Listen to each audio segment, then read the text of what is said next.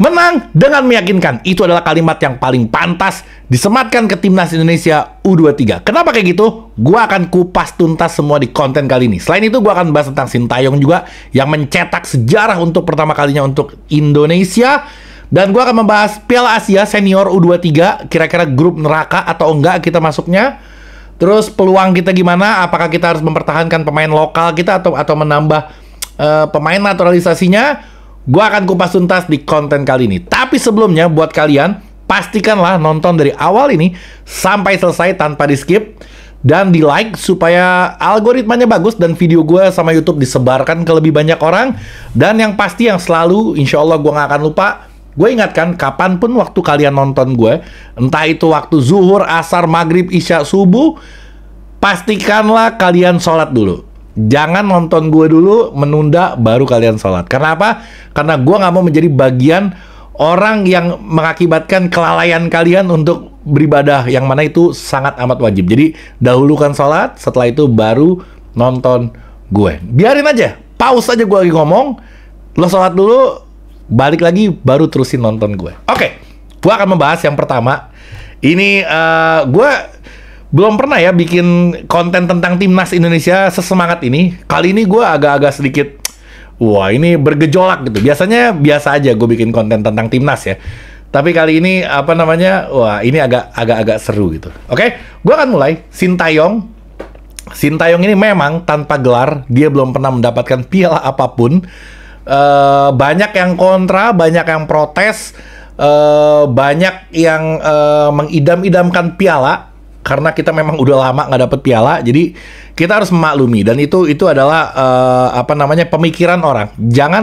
Jangan pernah membatasi pemikiran orang gitu, karena itu hak-haknya mereka gitu. Jadi kalau misalkan dia bilang, gue nggak suka sama Sintayong karena gue pengen dia memberikan gelar, itu harus kita maklumi. Mungkin gini, mungkin orang ini dia sudah berpuluh-puluh tahun berkecimpung di dunia sepak bola dan dia belum melihat hasil yang diharap-harapkan gitu. Mungkin anak-anak sekarang yang masih umur 17 atau 20 tahun dia baru nonton Timnas ini mungkin baru 4-5 tahun. Tapi sedangkan orang-orang ini mungkin dia udah nonton Timnas ini puluhan tahun, 20-30 tahun dia menanti. Wajar kalau dia menginginkan ada piala lah, ada gelar. Jadi kita harus maklumi, kita harus ya namanya pemikiran orang itu hak-hak pribadi masing-masing. Kalian punya apa namanya, keinginan, orang juga punya keinginan, ya kita saling menghormati keinginan masing-masing.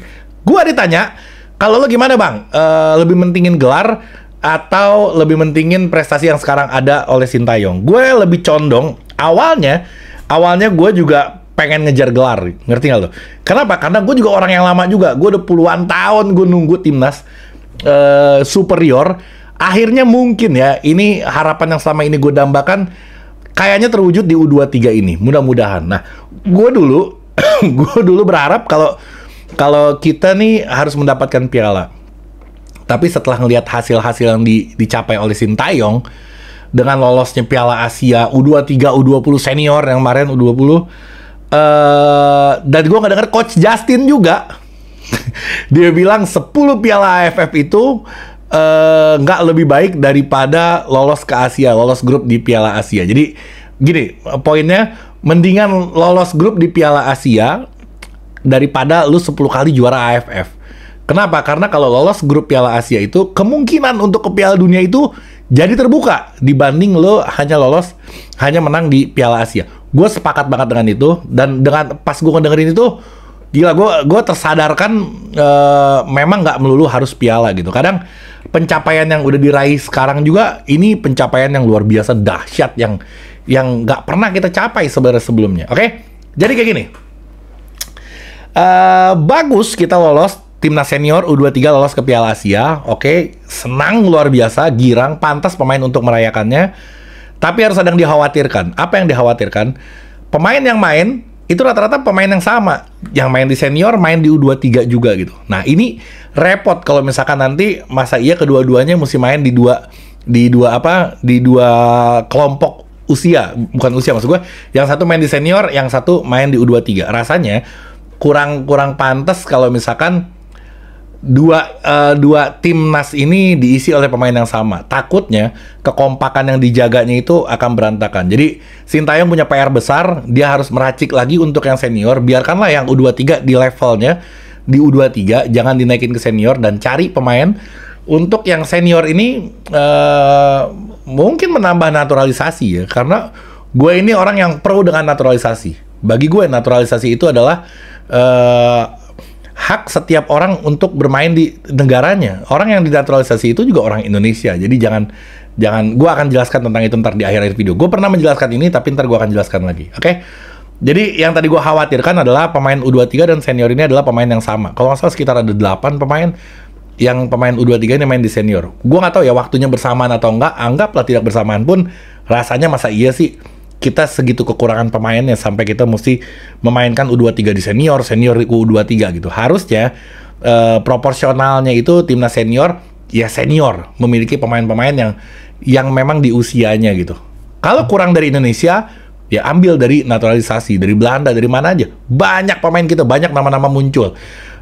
Gue juga sering banget di Instagram gue posting tentang nama-nama pemain naturalisasi yang bisa gabung di timnas Indonesia. Harus dilakukan. Karena apa? Karena kita nggak punya kompetisi usia dini, kita nggak punya pertandingan liga di usia dini. Tentu kita nggak akan mencetak pemain hebat. Nggak mungkin kita bisa mencetak pemain hebat kalau kita nggak ada kompetisi dari usia dini. Jadi yang harus dilakukan apa? Yang harus dilakukan sekarang apa? Ya instan aja. Ambil pemain yang bagus, naturalisasi, selesai. Sambil nunggu akademi ini dia tumbuh dewasa. Makanya dari sekarang dibikin akademinya. Jangan cuman pengen nyari jangka pendek, juara, nama naik, selesai gitu. Tapi pikir jangka panjangnya puluhan tahun ke depan, ya akademi ini harus dibuat. Pastinya itu kayak gitu, oke? Yang berikutnya, kalau senior ini agak kurang mulus. Nggak berbanding balik dengan yang U23. U23 fenomenal banget, clean sheet, nggak kegolan, dan golnya pun banyak, 9 dan 2. Mainnya bagus banget. Wah, ini fenomenal, U23. Tapi kalau senior nggak semulus itu. Senior itu dia agak terseok-seok karena dia lolosnya pun menjadi runner-up terbaik. Oke? Dan nanti di grupnya ini kita akan menghadapi Jepang, Irak, dan Vietnam. Ada peluang lolos, tapi ini berat, amat sangat berat kalau misalkan kita mempertahankan pemain yang ada sekarang. Bayangin, timnas Indonesia senior aja sampai nggak punya striker. Sampai pusing 7 keliling nyari striker. Nggak mungkin kita punya squad yang seperti itu ketika kita mau ke Piala Asia. Ini Piala Asia ini ajang tertinggi di level Asia, jadi nggak bisa.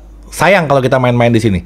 Banyak pemain yang akan jadi sorotan dunia, banyak pemain yang akan jadi sorotan Asia.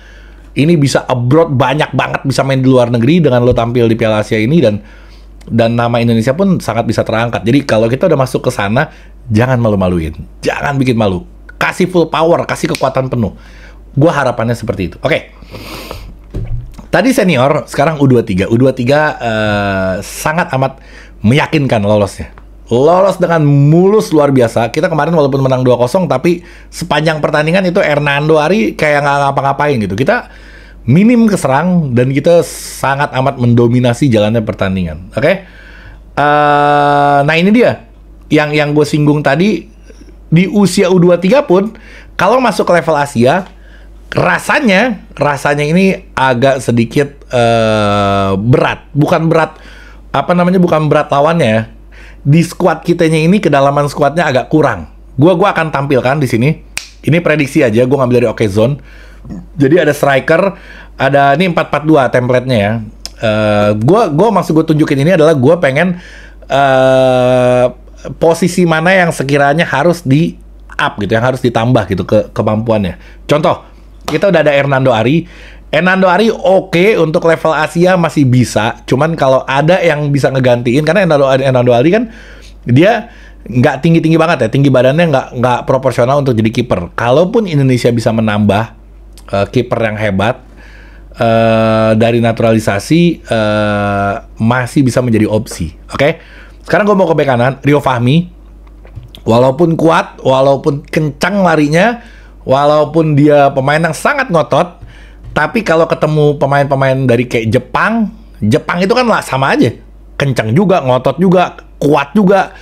Nah, gua kurang yakin kalau Rio Fahmi bisa mengimbangi itu. Jadi mungkin ada opsi juga di bek kanan yang bisa diganti sama si pemain naturalisasi. Rizky Ridho masih oke lah, masih bisa mengimbangi. Elkan Bagot tentu dipertahankan. Ada Pratama Arhan dia biasa main di Asia juga, walaupun dia di level B-nya. Tapi level B ini mungkin lebih tinggi dibanding usia U23 karena B-nya pun senior. Jadi Arhan masih bisa dipertahankan di situ. Ini pendapat gue pribadi ya. Lo punya pendapat silakan gitu. Jangan menghalangi jangan menghalangi pemikiran orang. Itu paling bahaya. Gue berangan-angan aja. Oke. Terus Arkan Fikri di kanan, walaupun ada Rehan Hanan yang kemarin mainnya bagus, gue rasa ya kalau untuk Asia mungkin bisa ditambah naturalisasi di situ. Mungkin. Nah, tengahnya ada Marcelino sama Ivar Jenner. Ini gue ngeliat udah cukup ya. Ivar Jenner ini fenomenal mainnya. Passing-passingnya. Ini orang visioner banget cara mainnya. Dan dia... Wah, ini Indonesia beruntung banget dapet dia. Dan kita juga sebenarnya kemarin bisa melanglang buana sampai ke Asia ini ya berkat orang-orang naturalisasi ini. Jadi kita nggak bisa menutup mata. Oke, Ivar Jenner tetap ada di situ, Marcelino Ferdinand tetap ada di situ karena bagus banget. Witan Sulaiman di sini, ini formasi yang ada aja yang kita bicarain ya. Witan Sulaiman ya harusnya diganti lah sama naturalisasi. Atau naturalisasi ada pemain hebat yang lainnya, gue gak ada urusan. Karena gue dengerin Bambang Pamungkas ngomong, mau dia dari planet manapun katanya. Kalau bagus ya bagus aja, kalau main aja, gak ada urusan. Ini pun kayak si Ivar Jenner, Elkan Bagot, Rafael Strijk, dia tuh orang Indonesia, cuman lahirnya di luar negeri aja. Dia orang Indonesia, jangan kita hakimin orang gak boleh main di Indonesia naturalisasi. Nanti gimana lokal kita? Ya lokal kita lo latihan yang rajin, latihan yang kuat supaya lo bisa bersaing dengan pemain yang dari luar negeri. Jangan salahin orang luar negeri yang datang ke Indonesia karena dia terlalu hebat, tapi lu salahin diri lo ngaca, ya lu harus hebat kayak dia. Kalau lu bagus, nggak mungkin Indonesia mencari pemain jauh-jauh sampai ke Belanda. Yang ada aja di Indonesia. Itu pandangan gue. Oke, Witan tadi cukup. Witan tadi diganti sama pemain yang lebih bagus. Catatannya mungkin Rafael Strijk oke juga di depan, boleh dipertahankan. Dia kalau misalkan di level Asia oke lah. Dia biasa main di Eropa kan. Ramadan Sananta ini bagus juga ini striker. Ini striker bagus, tapi kalau ada satu lagi naturalisasi yang kualitasnya bagus banget, ya bisa menjadi opsi untuk mengganti Sananta. Jadi catatan gue, Rio Fahmi, Witan Sulaiman, Arkan Fikri, Ramadan Sananta ini masih bisa di otak-atik untuk diganti dengan yang lebih baik. Rizky Ridho, kalaupun ada, ya boleh lah diganti. Tapi kalau enggak, ini orang juga udah oke. Pratama Arhan tetap pertahanin. Itu yang menurut gue kalau kita mau ke Asia, kalau mau full power ya ini orang ini harus ditambah kekuatannya karena ini levelnya Asia. Jadi sehebat-hebatnya Sintayong nggak mungkin dia bisa tembus ke atas itu kalau nggak memiliki pemain yang hebat juga. Tetap sehebat-hebatnya pemain, dia nggak akan bisa bermain dengan bagus kalau nggak memiliki pelatih yang hebat. Jadi pelatih hebat harus dibarengi dengan pemain yang hebat juga. Nggak bisa salah satunya aja. Jadi makanya Sintayong mengusulkan untuk mendatangkan pemain naturalisasi karena mungkin menurut dia yang sekarang ada ini levelnya ASEAN oke, tapi untuk Asia masih kurang. Makanya tadi gue rombak-rombak sedikit susunan line up-nya. Itu menurut pribadi gue. Lanjut. Sekarang kayaknya kita akan ada di grup neraka.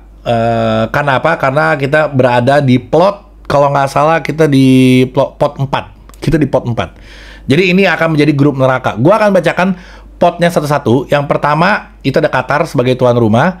Arab Saudi, Uzbekistan, Jepang, itu berada di pot 1. Nanti gua akan prediksi kira-kira kita akan satu grup sama siapa ya. Oke, di pot 2-nya ada Australia, Korea Selatan, Irak, dan Vietnam. Di pot 3-nya ada Thailand, Yordan, Uni Emirat Arab, sama ada Kuwait. Di pot 4-nya terakhir ada Malaysia, Tajikistan, ada China, sama ada Indonesia. Oke, gue mau memprediksi kira-kira kita bisa berada di grup dengan siapa aja. Dan ini rasanya grup neraka gitu. Yang pertama, kita akan berada kan pasti kan dengan pot 1, 2, dan 3. Nah ini bisa jadi dengan Jepang, bisa jadi juga dengan Vietnam, bisa jadi juga dengan Uni Emirat Arab, satu grupnya itu. Waduh, ini kalau sampai kayak gini ini bahaya, sangat amat bahaya. Ini perlu dikhawatirkan sama kita. Oke, yang terakhir tadi gue mau menyinggung masalah kalau kita punya pemain hebat, kita harus punya pelatih yang hebat. Kalau kita punya pelatih yang hebat tapi nggak punya pemain yang hebat, itu pun nggak akan berjalan. Jadi ini keduanya harus berjalan secara bersamaan. Makanya ini menjadi tamparan untuk orang-orang Indonesia yang gue gimana ya? Oh, ini yang lokal pride lah, yang anti pemain Indonesia yang lahir di luar negeri. Gue nggak mau ngomong naturalisasi lagi, cukup orang Indonesia yang lahir di luar negeri. Jadi intinya apa? Intinya mereka itu orang Indonesia. Dan ini menjadi tamparan untuk semua orang yang anti akan hal itu. Karena apa?